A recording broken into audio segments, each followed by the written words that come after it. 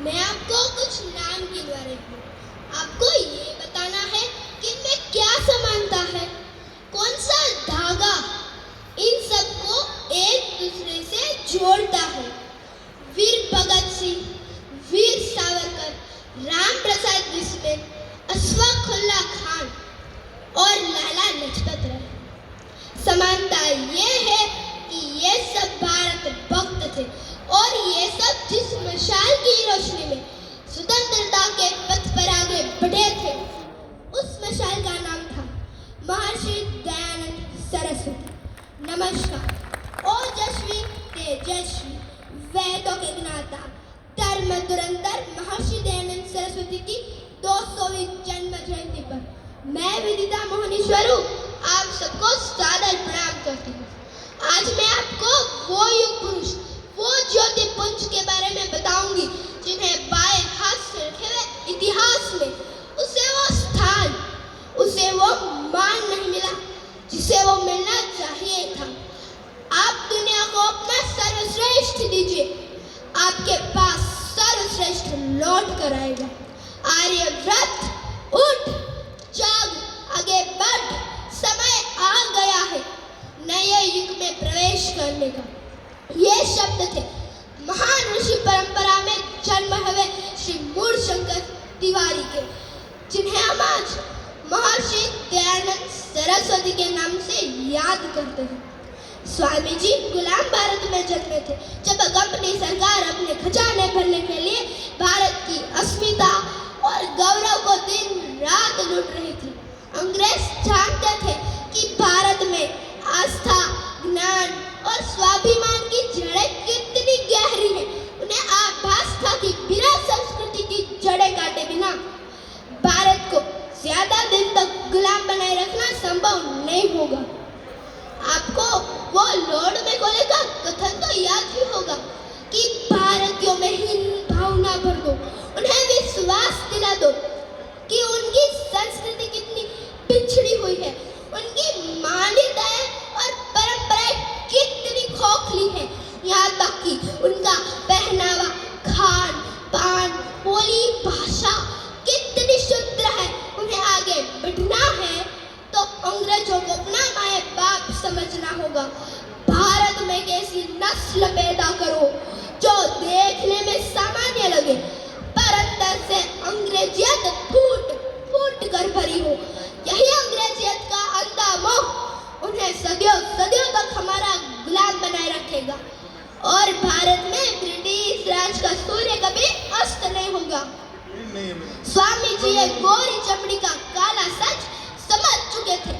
उन्होंने उद्घोष किया कि वेदों की ओर लौटो और तभी से अंग्रेजों की धज्जियां उड़नी शुरू हो गई। इन्हें भारत का दुर्भाग्य कह लो या कथित बुद्धिजीवियों की गंदी सोच, जिन्होंने भगोड़े बाबर और अकबर को बचपन से ही हमें रटा दिया और स्वामी जी के विचारों से हमें सदैव दूर रखा।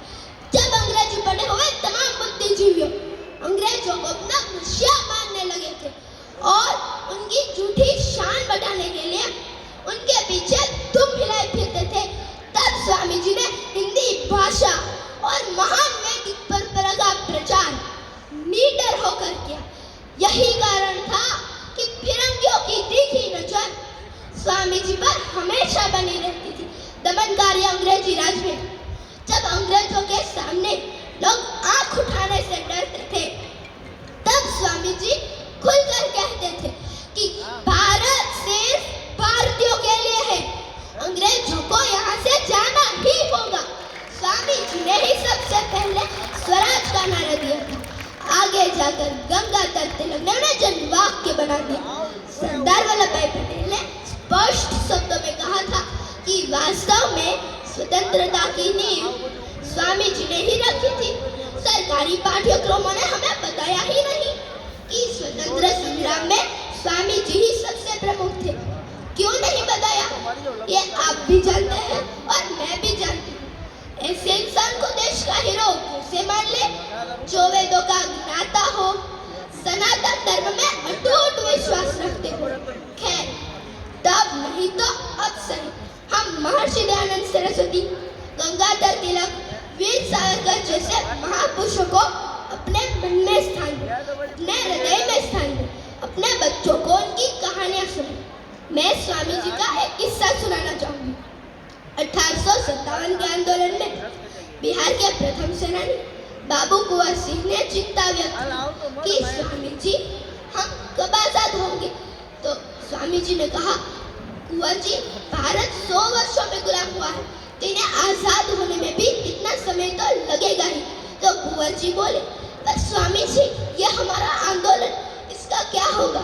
हम इतने प्राणों की आहुति क्या व्यर्थ में दे रहे हैं?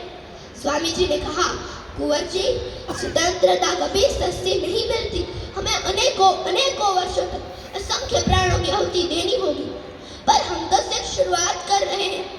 स्वामी जी को पता था कि हमें विजय नहीं मिलेगी, पर बिरुगल तो बचेगा, धरती डोलेगी तो भारत में कंपन तो होगा। स्वामी जी ने जो 100 वर्षों की भविष्यवाणी की थी वो सच हुई। 1947 आते क्रांतिकारियों ने अंग्रेजों के पैरों से जमीन खींच ली और लाख बयान का सामान ब्रिटेन जाने वाले पानी के जहाज में। स्वामी जी कहते थे कि अज्ञानी होना गलत नहीं है, पर अज्ञानी बने रहना गलत है। इसलिए जागो भारतीयों, रहो जहां भी, पर अपनी संस्कृति और अपने महापुरुषों पर गर्व करो। आज स्वामी जी की जन्म जयंती है, चलो हम अपने घर परिवार में स्वामी जी की चर्चा करें, अपने बच्चों को सिखाएं कि आज का दिन क्यों शुभ है और कैसे शुभ है। जय हिंद, वंदे मातरम। बेटा आपको राजेंद्र जी ने पुरस्कार आप ले लीजिए। खूब खूब धन्यवाद, बहुत अच्छा बहुत अच्छा। बस ऐसी